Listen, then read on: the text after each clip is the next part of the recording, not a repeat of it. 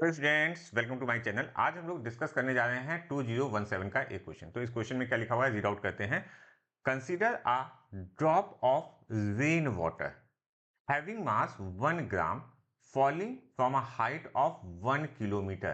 It hits the ground with a speed of 50 meter per second.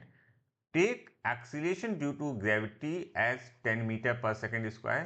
The work done by gravitational force, second है resistance force. आपको क्या पता करना है, work done find out करना है ग्रेविटेशनल फोर्स का, और रेजिस्टेंस फोर्स का, एयर रेजिस्टेंस का आपको वैल्यू फाइंड आउट करनी है। तो यहाँ पर हम फिगर पहले ड्रॉ करते हैं। मान लीजिए आपके पास ये ड्रॉप थी और इस ड्रॉप का जो मास था दैट इज 1 ग्राम।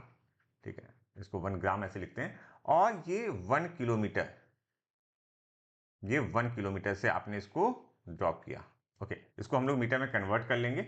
और जब ये यहाँ पर हिट कर रहा है तो उसकी वेलोसिटी कितनी दी हुई है, that is given to us 50 metre per second. ये बात बहुत अच्छे से समझने की कोशिश कीजिए। अच्छा, work done by the gravity अगर हम फाइंड आउट करें तो work done by the gravity is equal to M G into H. कैसे हमने लिखा, देखो इस केस में अगर आप ध्यान दो तो अगर हम ड्रॉप को अलग से बनाएं तो mg का जो डायरेक्शन है वो नीचे की तरफ है और डिस्प्लेसमेंट भी नीचे की तरफ है, जिसे मैंने यहाँ h लिखा हुआ है। ओके, तो मास को मैंने क्या लिखा, मास कितना है, ग्राम है, तो 10⁻³ किलोग्राम मल्टीप्लाइड बाई g की वैल्यू मैंने 10 लिखी और h की वैल्यू कितनी है, 1 किलोमीटर मतलब 1000। ओके, तो ये लिखेंगे 10⁻³ तो यहाँ पर जो वर्क डन आएगा दैट इज 10 जूल।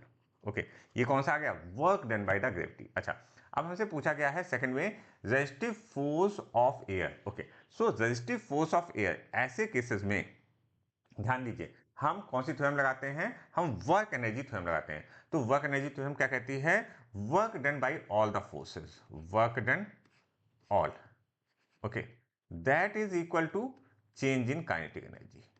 तो यहां पर कौन कौन से वर्क डन हो रहे हैं, यहां पर दो वर्क डन हो रहे हैं। एक तो ये वर्क डन हो रहा है work done by the gravity, okay, और दूसरा हो रहा है एयर रेजिस्टेंस का वर्क। तो हम लिखेंगे work done by the gravity plus work done by the air resistance, मैंने आर लिखा हुआ है, is equal to change in kinetic energy. Kinetic energy means kinetic energy final minus kinetic energy initial. तो kinetic energy final कितनी होगी, 1/2 M V final square minus 1/2 M V initial square.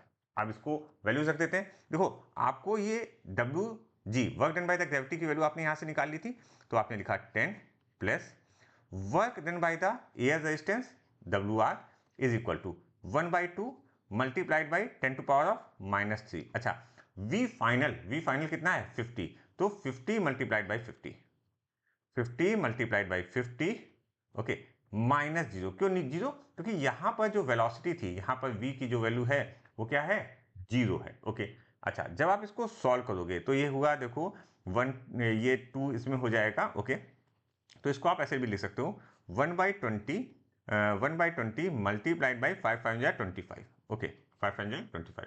तो जब आप इसको सॉल्व करोगे तो ये जो वैल्यू आएगी दैट इज 1.25, ये वाली वैल्यू आएगी 1.25। इसको मैं इसको अलग से लिख देता हूं, यहां पर जो value I that is 1.25। Okay, अच्छा, तो यहां पर ये क्या था, 10 प्लस डब्ल्यू आर।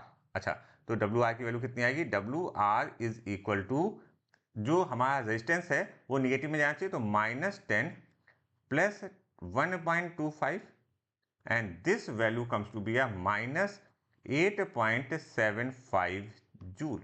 तो आपका कौन सा आंसर सही होगा, देखो पहला तो 10 आ रहा है, तो 10 देखो यहीं पर आ रहा है एक, है ना, और दूसरा आ रहा है minus. So option 3 is correct for this question.